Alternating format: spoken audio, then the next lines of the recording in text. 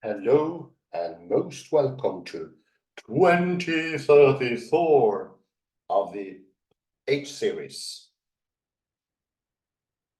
We will today continue the 2033 lecture, and it's Synchronicity, acausal connection, and the fractal dynamics of clinical practice. Clinical practice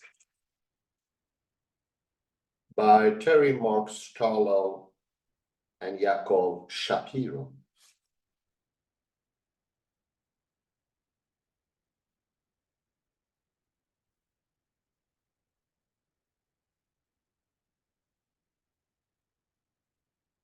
Last time we took a look at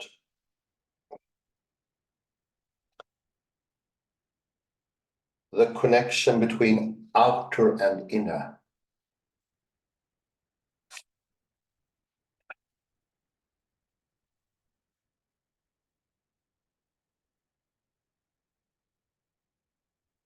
And how the shifting scale is the observer.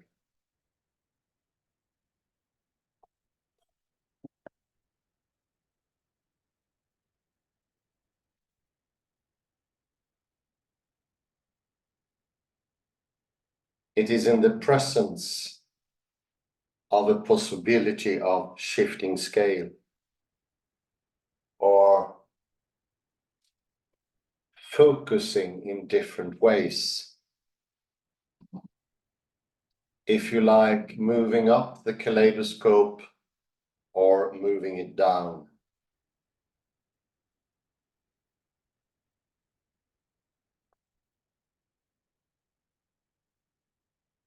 That movement in a scaleless universe is the same as consciousness, the subject. It's the ability to move about.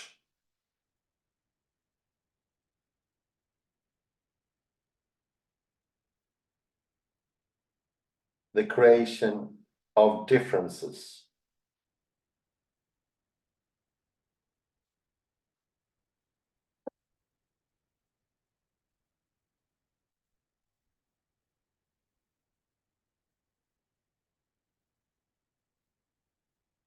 The moving, the focal setting, if you like. The focal setting is what creates or is the personal take. One could say that the subject is the liminal zone, neither existence nor non-existence.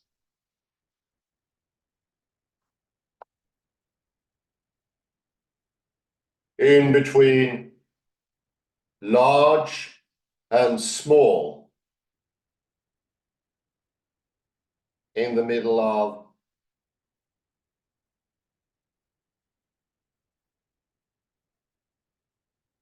many and few. In this in-betweenness, it all happens.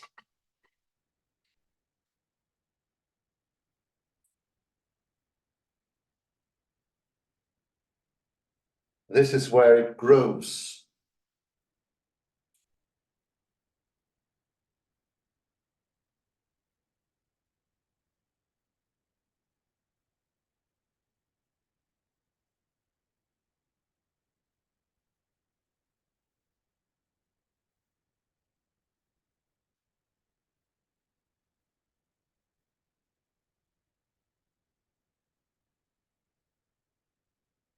So information is nothing static,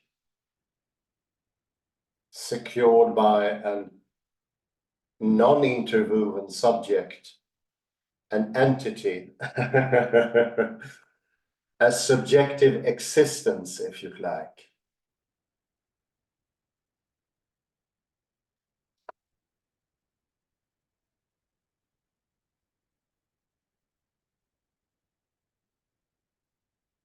It is something very alive. In the movement and the analysis with a fixed point, a static point, misses, sorry my pun, misses the point completely. It is off target.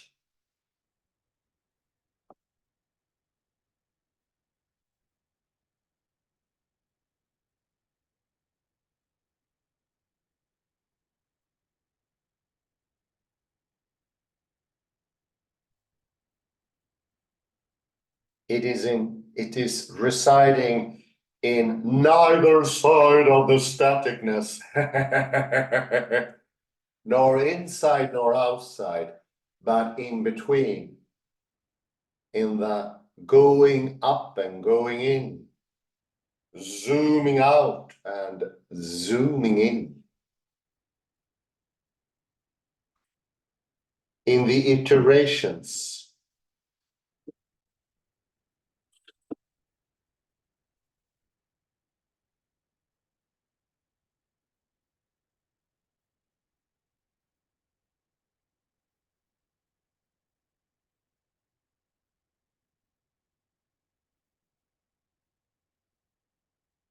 For each iteration, it strengthens.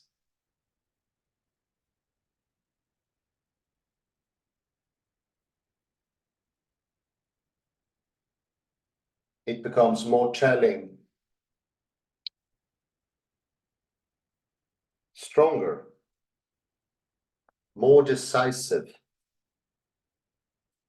and more telling.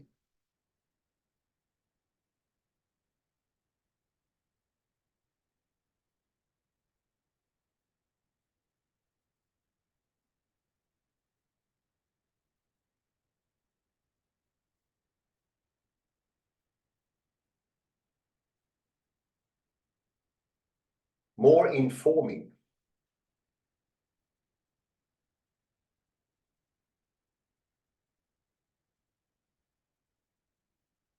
This could well be compared to Ian McGilchrist's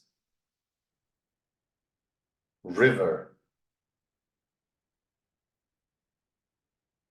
That the river is not impermanence. The river example often quoted from Heraclitus. The river is not impermanent, it's permanent in its flow. That is what makes for permanence. The alive, moving focal point, the kaleidoscope constantly changing.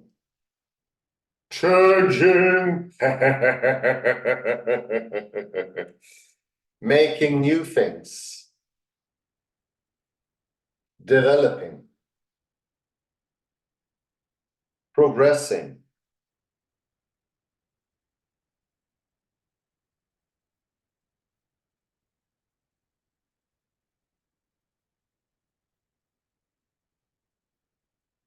It's alive in its stillness, like the trout in a river. If the river is too still, he has to produce his own disturbance, his own resistance by his fins and gills,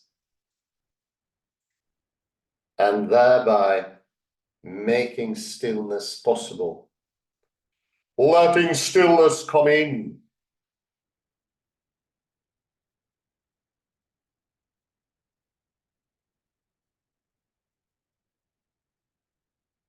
And now enter stillness.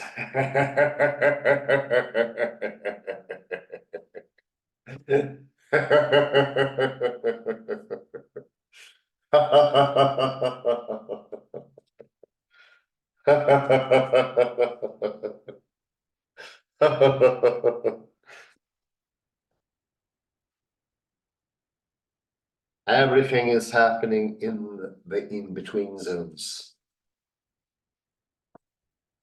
This could be compared to the big being, the being of Martin Heidegger, and the existences, the fixed points,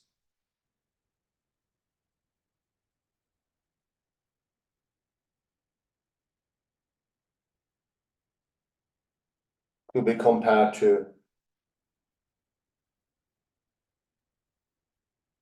beings with a plural, the ones developing from the where, what, how questions.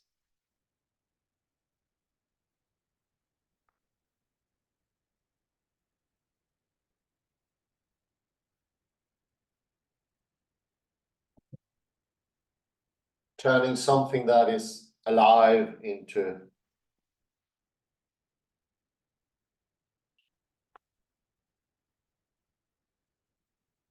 a stale aftermath, an after shadow, if you like, an after shadow after everything has happened.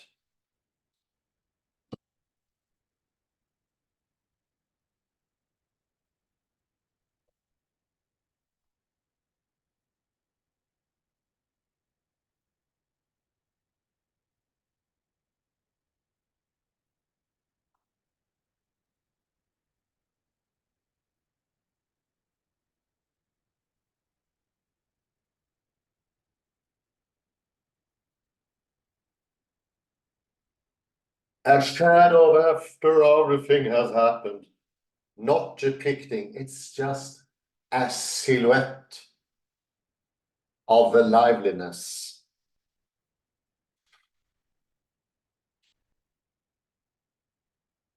And it does not have the property of either flow nor permanence, balance or stability.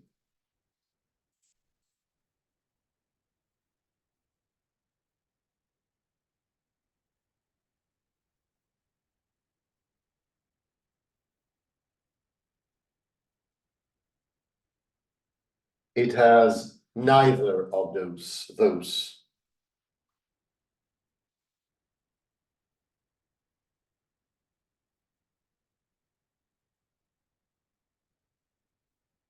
It's the sheer aftermath. It's a left hemisphere fixation or representation. Representation.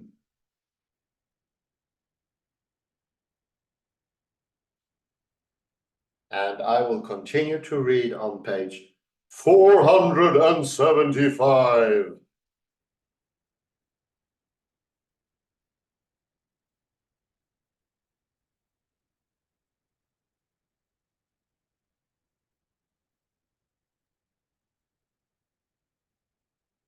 And previously, in 2033, we just finished off the case of Abe.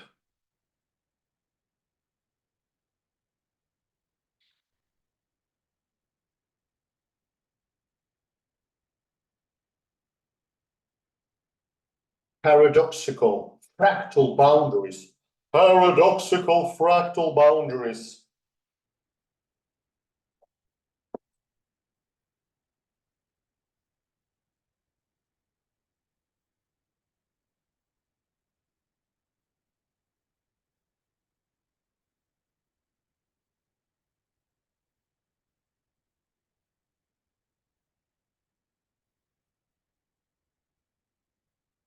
The case of Abe reveals self-similar relational patterns in at least two ways.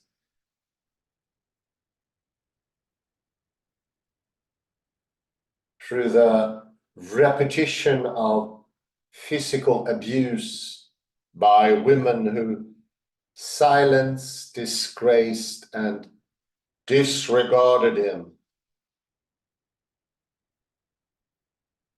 First mother, then a girlfriend.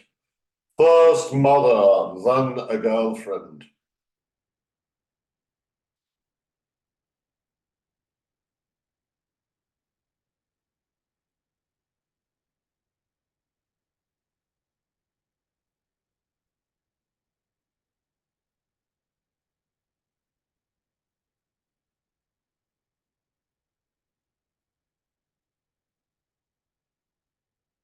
and through intergenerational patterns of excessive compliance and timidity with romantic partners. Romantic partners!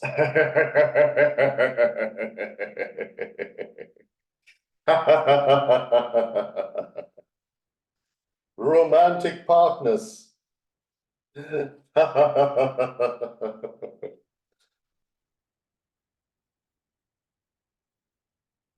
Abe's father was so non-assertive as to squander much of his wealth on expensive houses for scores of young opportunistic lovers. Young opportunistic lovers.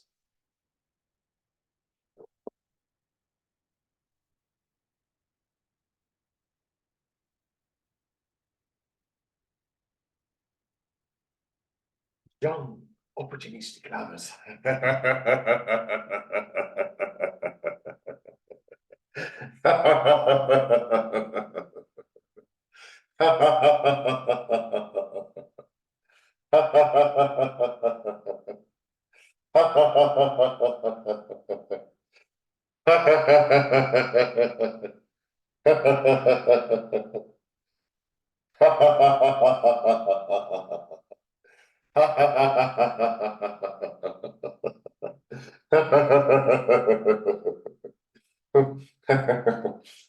When Abe's psychotherapist imagined an ostrich with its head in the sand, the appearance of unconscious information sharing seemed quite magical by occurring in the first place and by facilitating immediate change in his self-self and self-other relations. Self-other relations.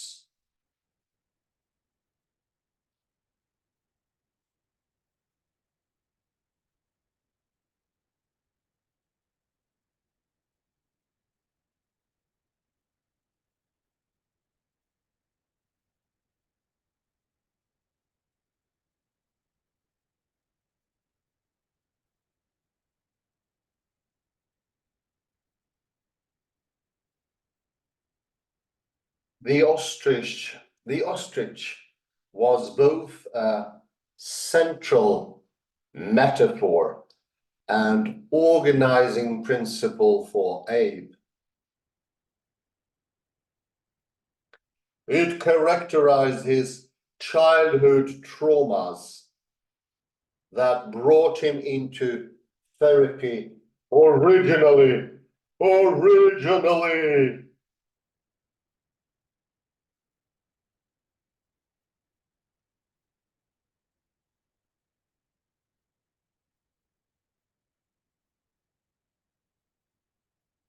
And became currently activated by his romantic interests.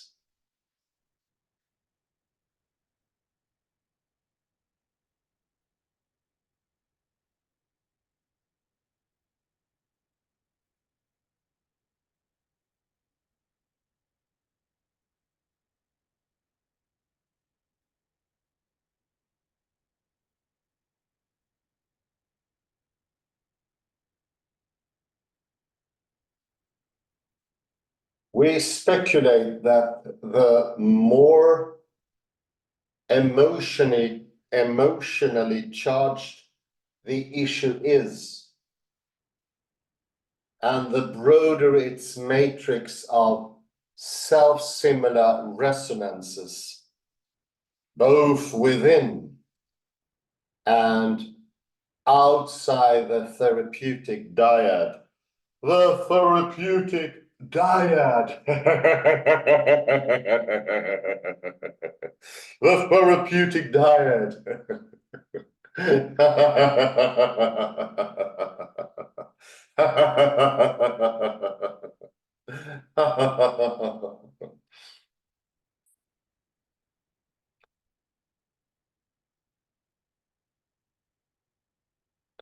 the more likely unconscious information sharing is to occur, and the greater its potential to usher in change, to usher in change.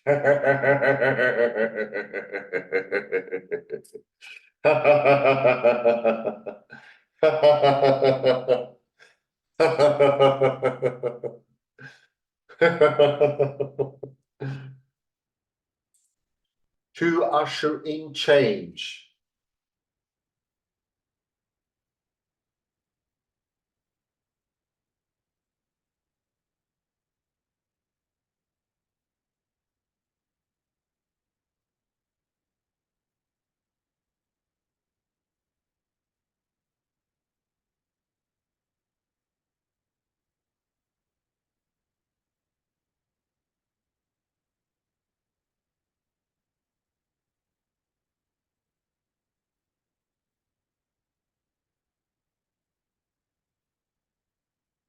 This assertion aligns with Kuhl and Sacher's interpersonal synchrony model. Interpersonal synchrony model. Interpersonal synchrony model. Model.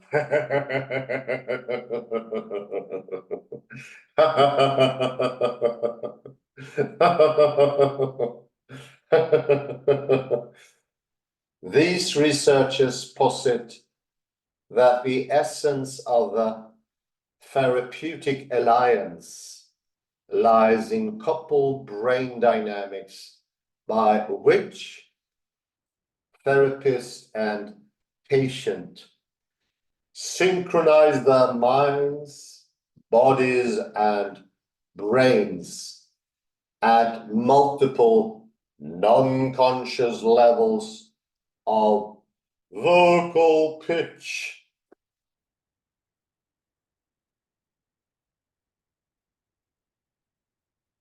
Bodily movements, and even physiological processes.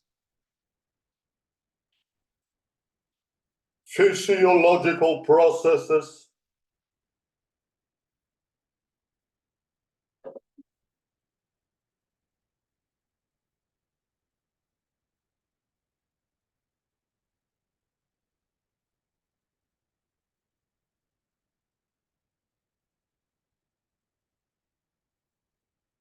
Interbrain coupling may provide patient and therapist with access to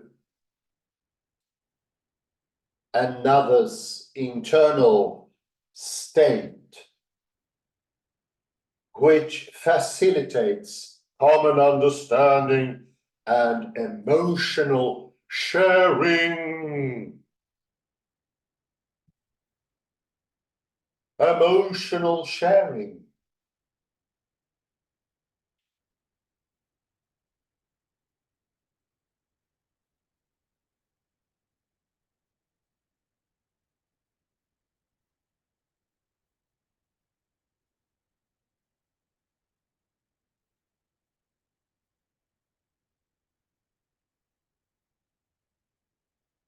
Over time, these interpersonal exchanges may improve patients' emotions, regulatory capacities, and related therapeutic outcomes.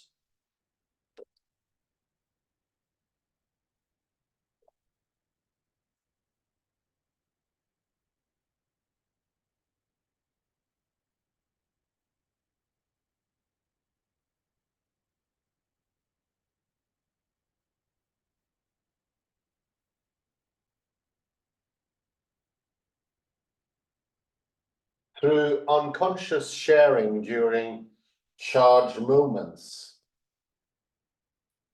a fractal epistemology model illustrates how paradoxes presented by interpersonal boundaries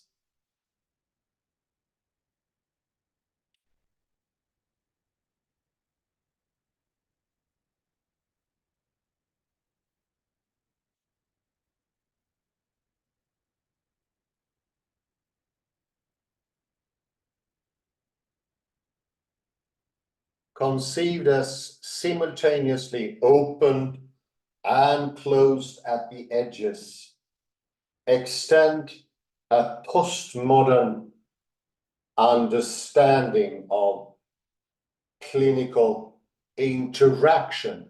Clinical interaction.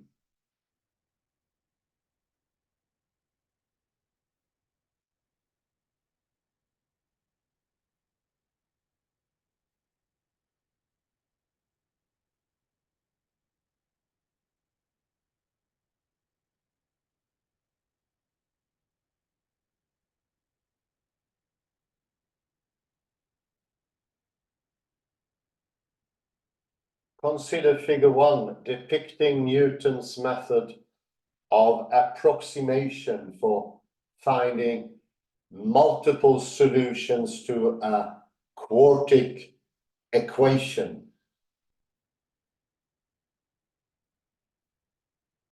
A quartic equation on figure 1. Look at that. Looks like a loads of eyes.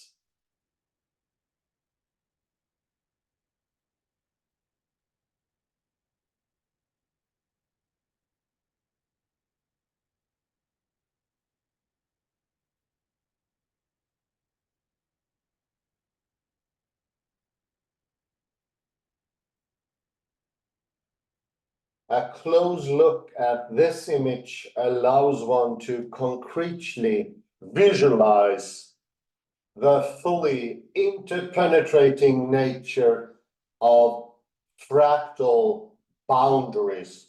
Of fractal boundaries.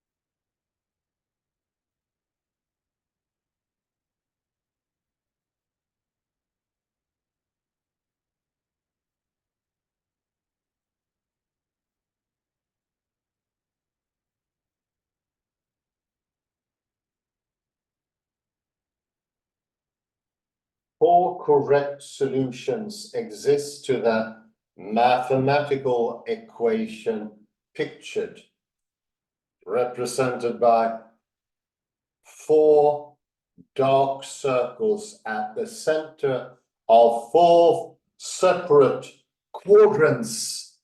Four separate quadrants.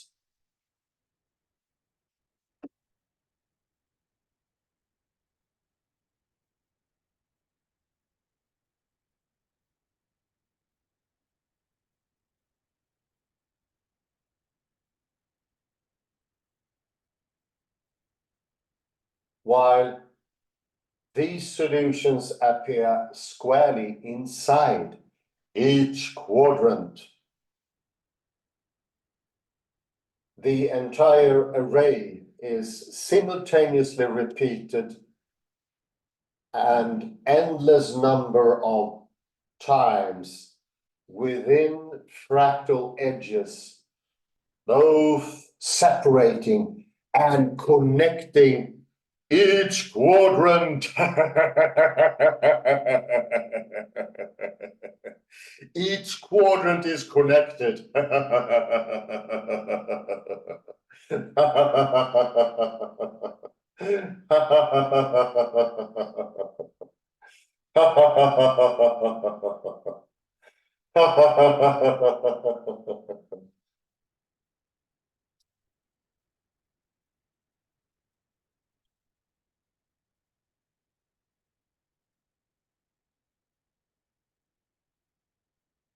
All four quadrants interpenetrate within the very boundaries that separate them.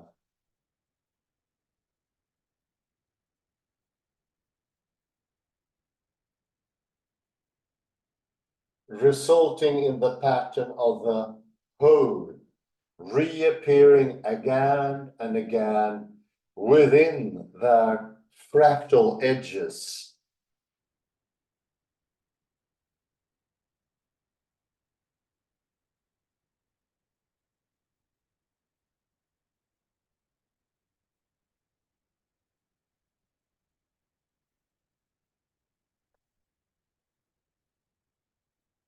The fractal epistemology model extends beyond paradoxical intersubjective dynamics to help us understand how an objective level of reality gets implicated. It helps to explain how something can be both subjective and objective at the same time.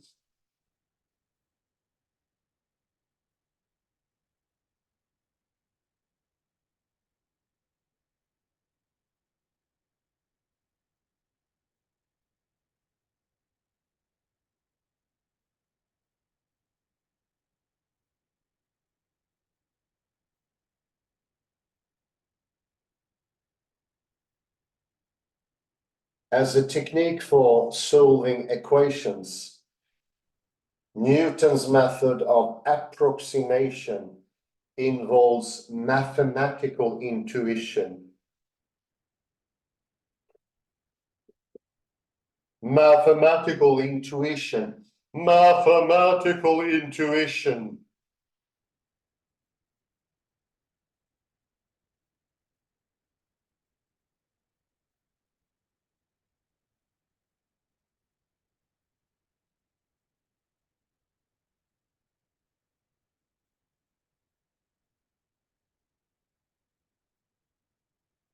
One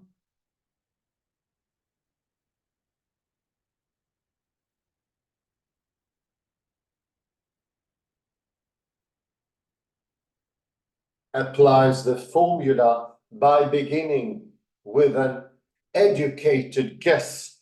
Educated guess.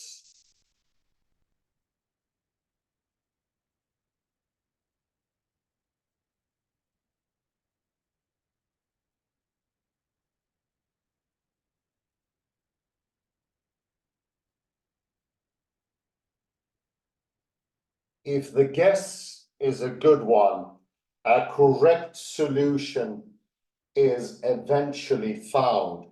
Eventually found.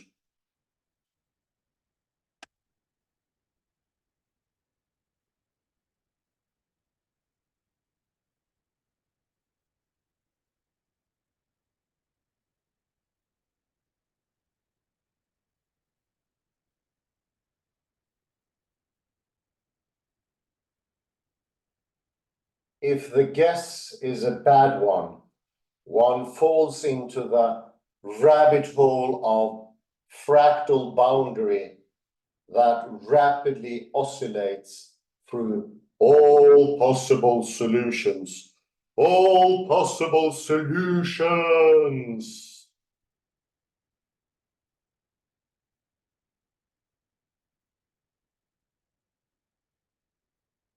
Yet never lands upon any single one.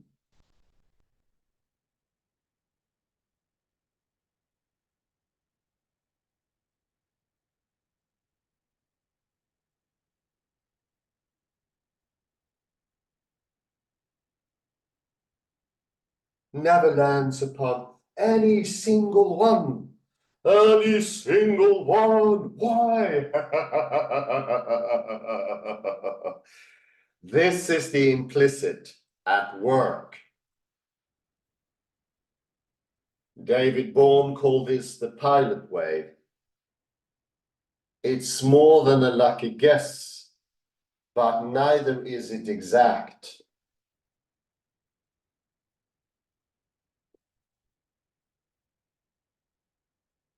Sensing the quantum field could be a good description for this.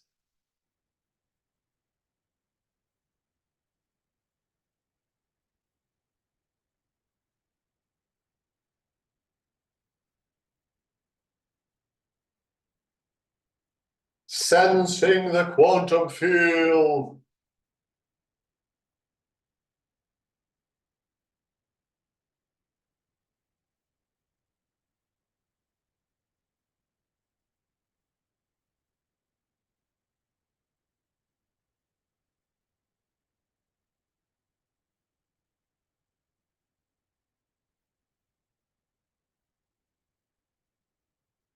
sensing the quantum field.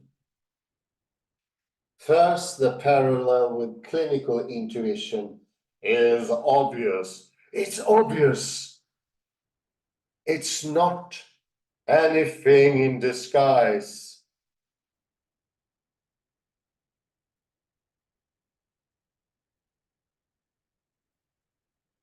Accurate clinical guesses that resonate with the patient may be received cleanly and prove useful.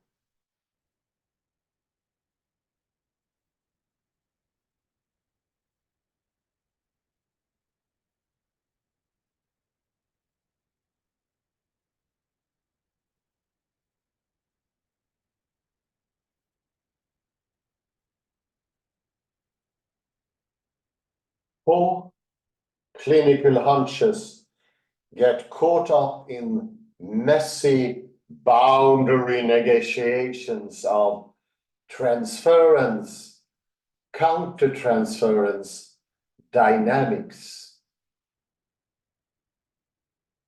where it becomes impossible to find truth among the ambiguities, defenses, and projections, and projections, and projections.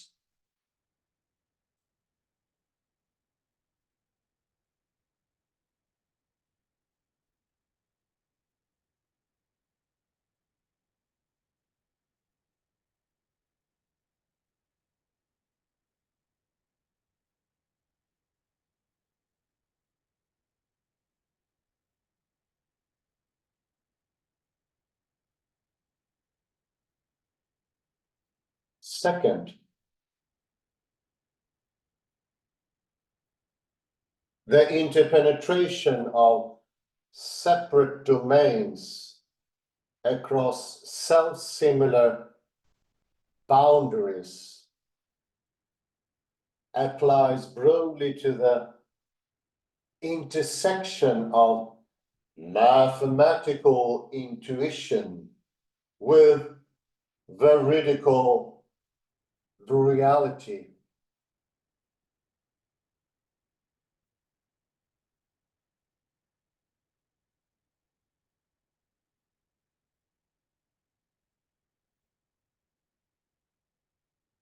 The implicit representation of the entire solution space becomes evident in the spaces between at the boundary zones, which suggests something very special about the transition zones in nature. The transition zones in nature. In nature.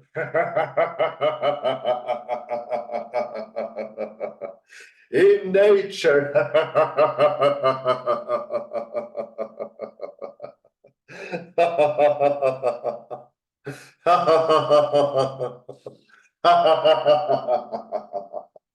In nature.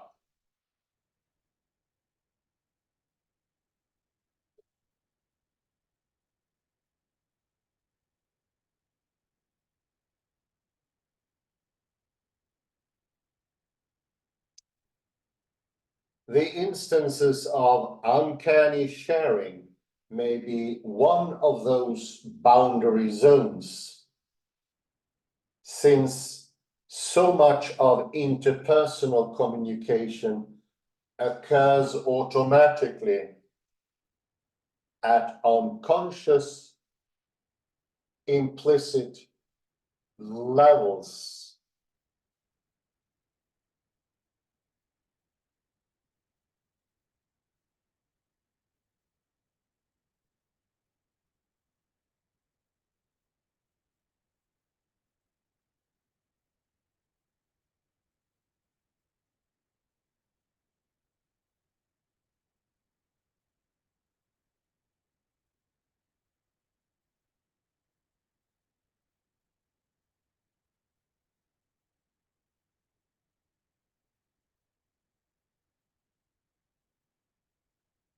the instances of uncanny sharing, uncanny sharing,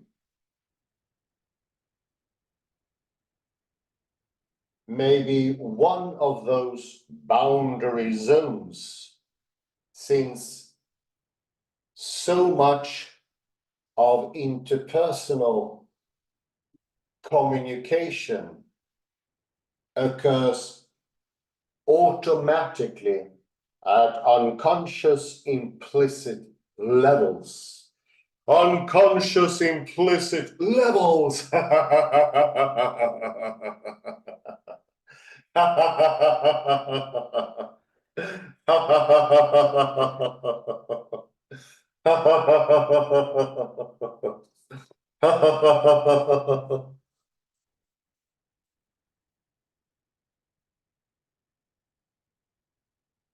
Implicit levels.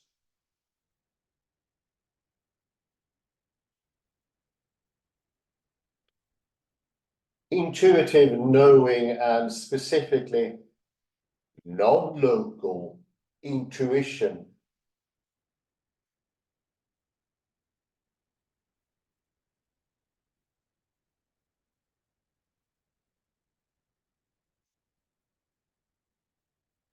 relies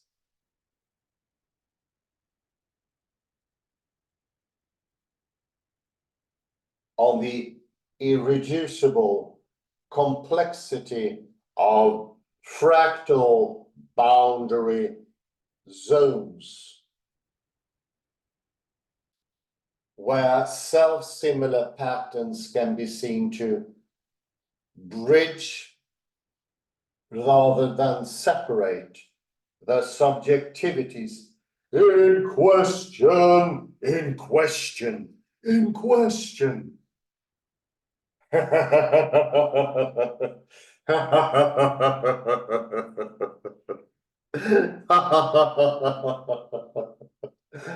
In question.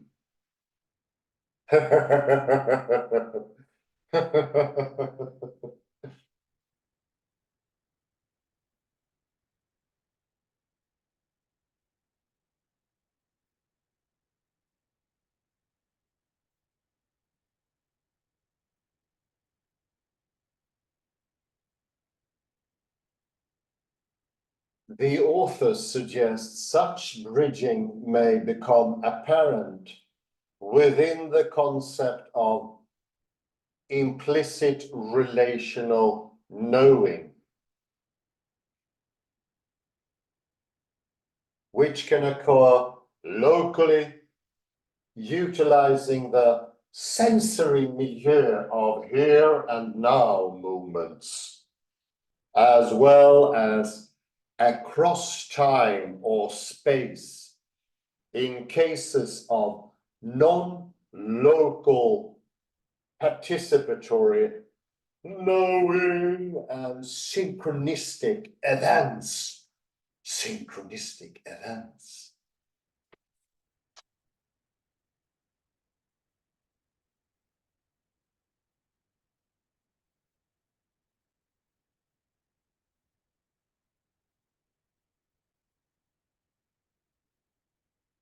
Synchronistic events.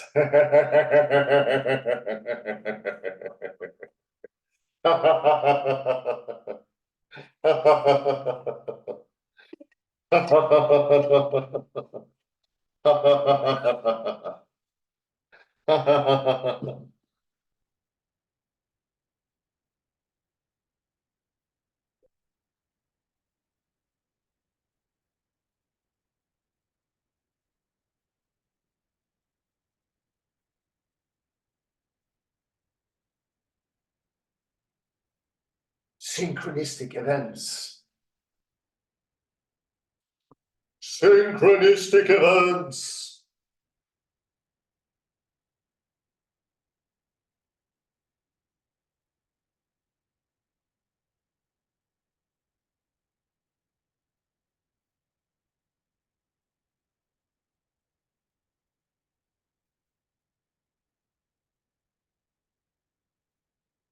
Next. shifting implicit focus from the center to the edges,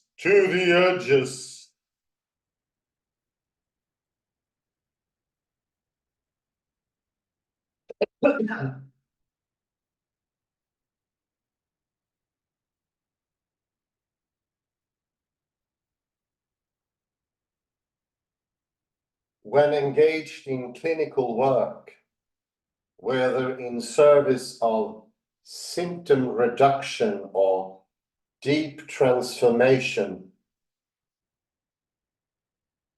a fractal epistemology suggests that the most important action appears at the boundary zones, not in the apparent focus of complaint.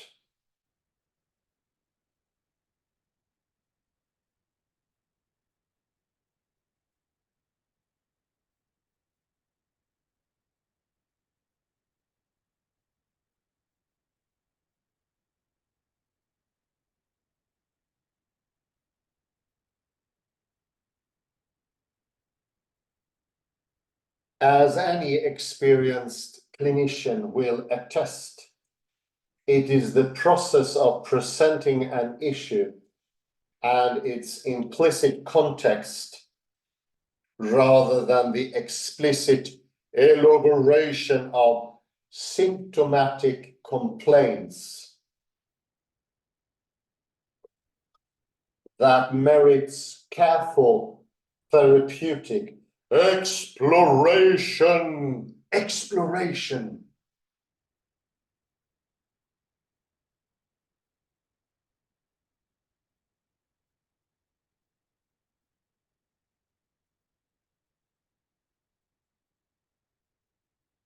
Exploration.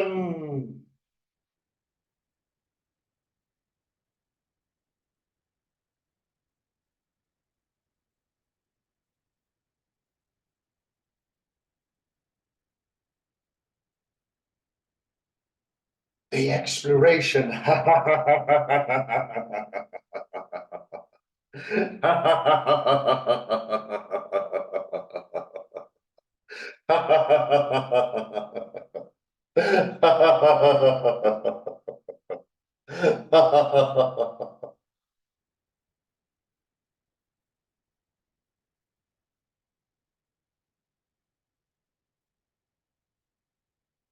The best way to work with traumatic effects is at the edges of their window of tolerance,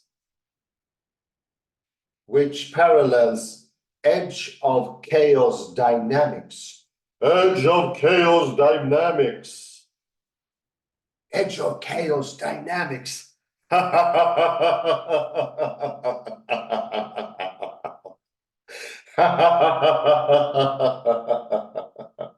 Edge of chaos dynamics.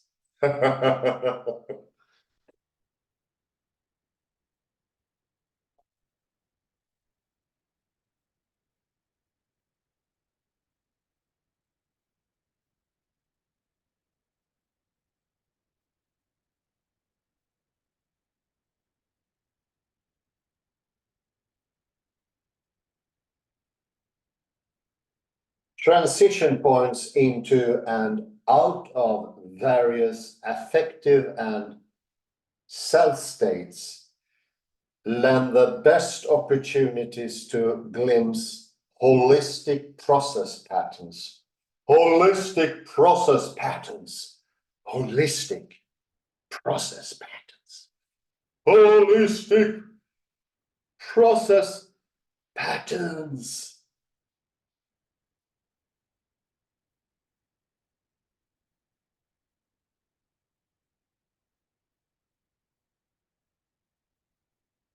Such as when exploring symbolic content at the edges of conscious awareness or during dream work.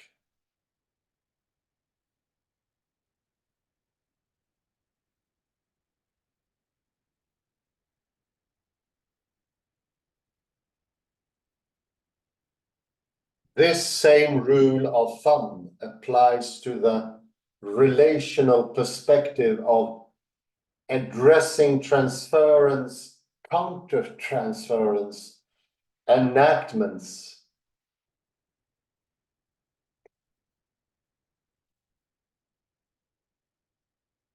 Where relevant developmental templates constantly self-organize in the fluid here and now, here and now.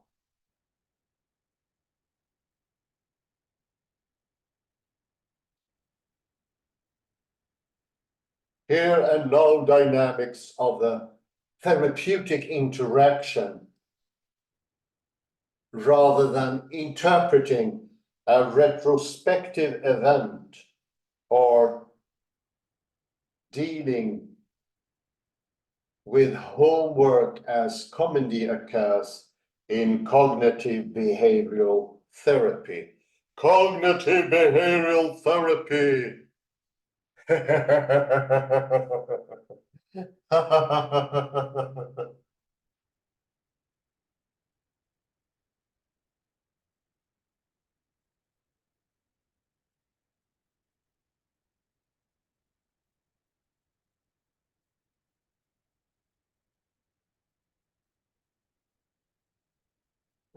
Pause there.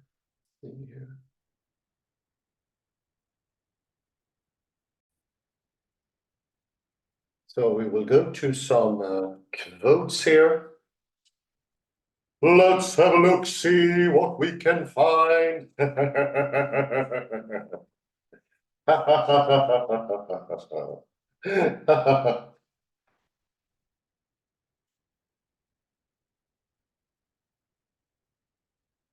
A very nice one on page 475.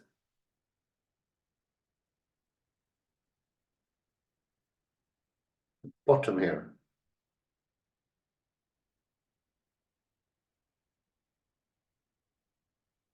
Third line from the bottom here. How patient and therapist goes into a sort of synchronization. A synchronization. And everything is involved there. Gestures, we mentioned before in context with David McNeil, Benjamin K. Bergen, Barbara Tversky,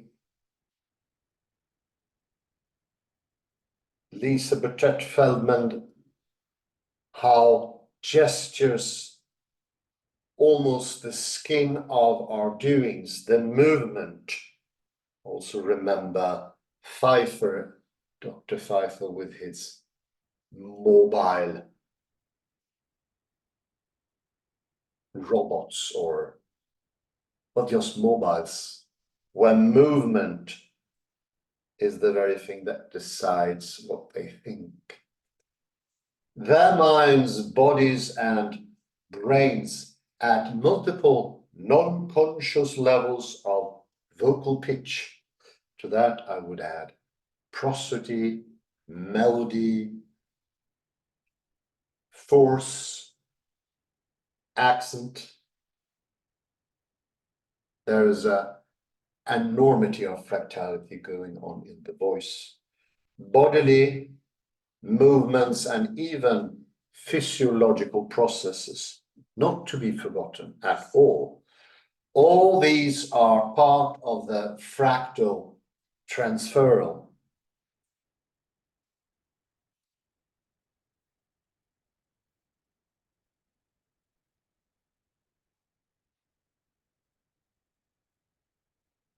All deep in the exchange. In the exchange.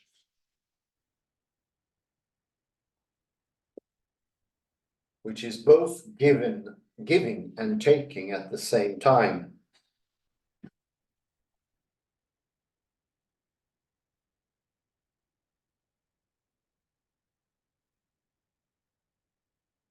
And something in the liminal zone is created. Isn't that magnificent?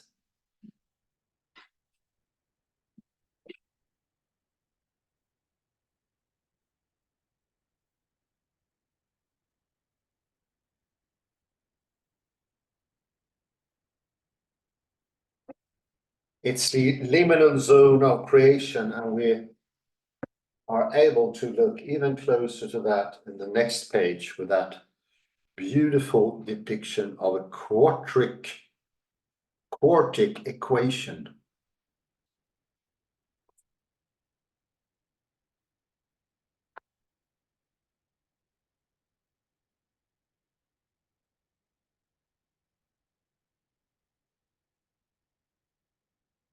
A close look at this image allows one to concretely, and now on the second paragraph,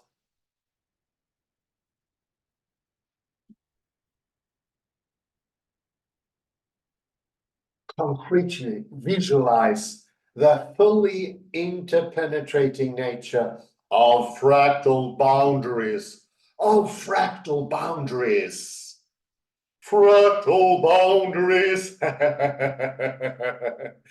I think it's absolutely glorious, this one.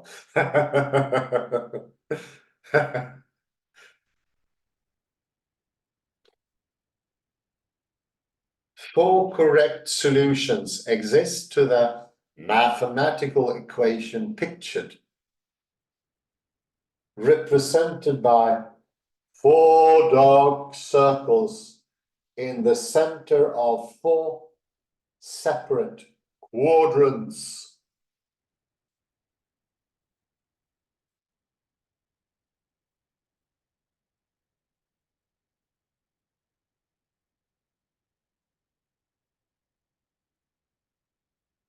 While these solutions appear squarely inside each quadrant, the entire array is simultaneously repeated an endless number of times. Within fractal edges, both separating and connecting each quadrant.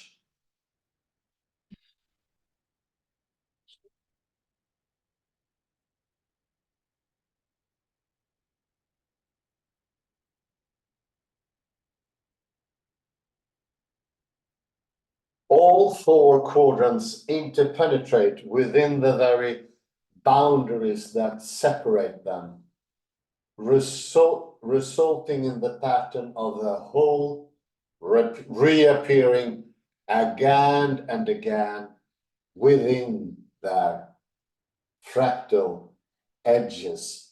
Within the fractal edges. I think this is quite magnificent.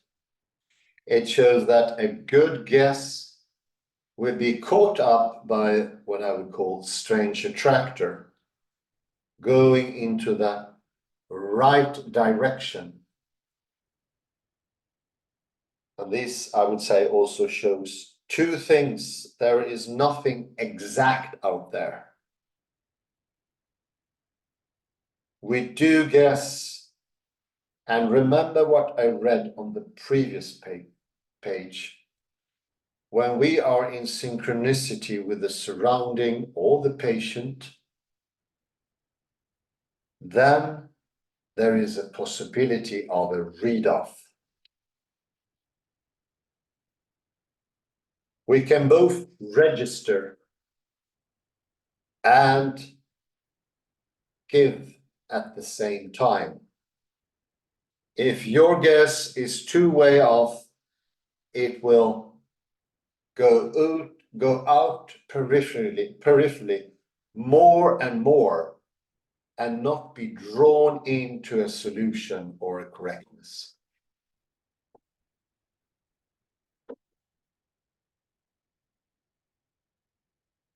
It will, as it says, oscillate through all possible solutions instead of being drawn to one singular solution.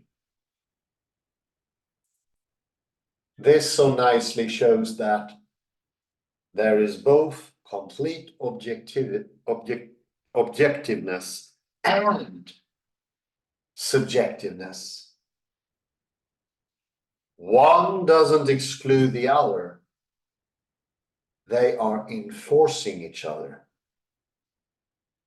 You can call the subjective equals the resistance that we looked at in the paper by Ian McGilchrist, if you remember that. Chapter 34 in the chapter about flow and movements.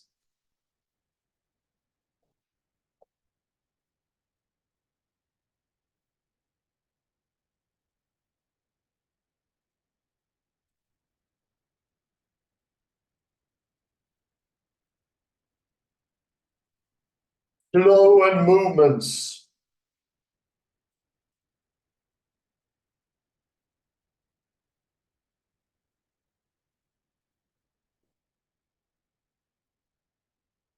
So if you have a lucky guess or an educated guess, you will be in the stream stable and you can progress, whereas you will oscillate, you will be unstable. And once you get unstable, you will look for certainties. You will become left brain, so to speak, to use a metaphor from Ian McGilchrist, by necessity.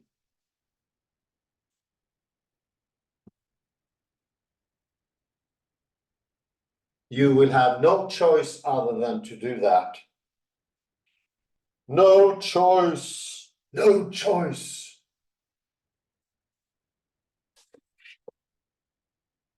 The third paragraph we read, the fractal epistemology model extends beyond paradoxical intersubjective dynamics to help us understand how an objective level of reality gets implicated. And now we can see here how something by the educated guess is absolutely objective, acceptable by all who understands it, yet deeply subjective, coming from the educated guess, not stranding in some sort of absoluteness. Look at the picture of figure 1 once more. There are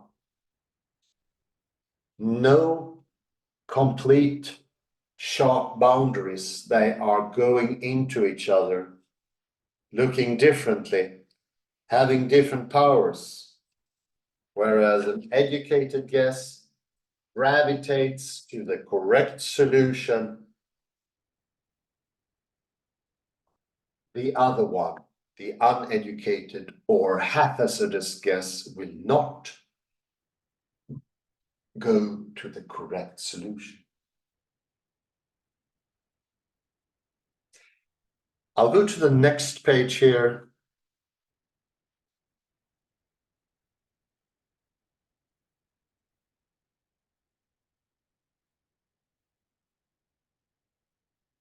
And with the quadrant and the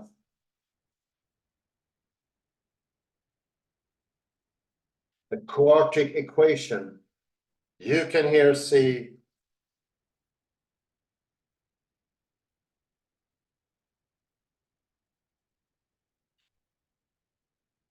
and it parallels first line here. It is a close parallel to the clinical intuition, patient therapist.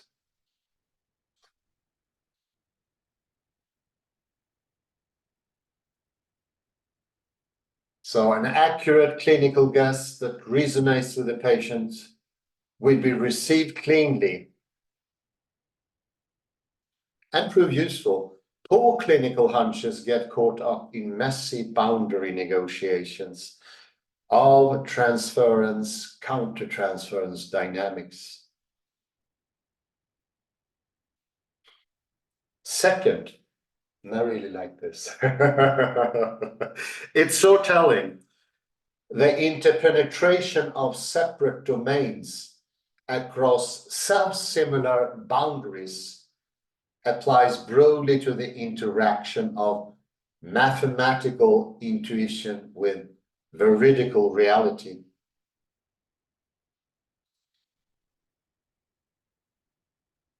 And it's very apt to call that, as in the parenthesis, a wider reality that enables empirical validation of hypothetical solutions.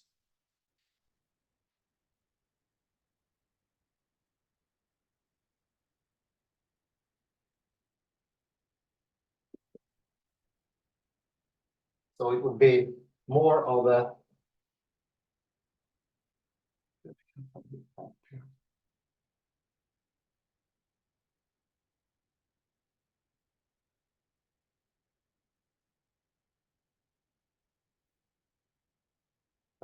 I will take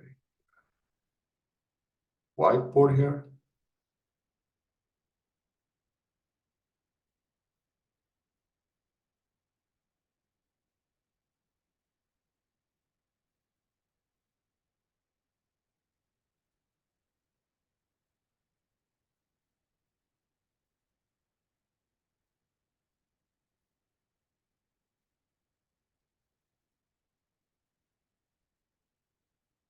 So,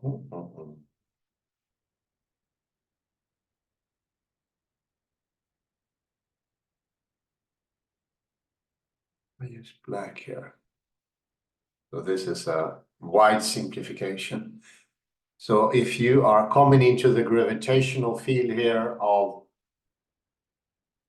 one of the possible solutions here, the solution area, it will gravitate in this direction, be drawn to the correct solution, whereas a guess out here will be stranded in that side and that side, caught in between, will oscillate, will be too far off to be saved. And although the truth here is absolutely veridical, accepted by everyone in the wider context, it's still a subjective process, where the participant, the observer or the S, is absolutely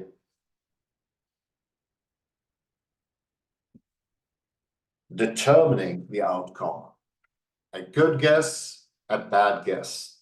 In the end, afterwards, after this is finished, the day after, it would look like the truth was always out there. That the lucky guess was not, or the educated guess was calculated. Afterwards, you can calculate to show that there was a calculative way to get there. It will look that way. Calculate.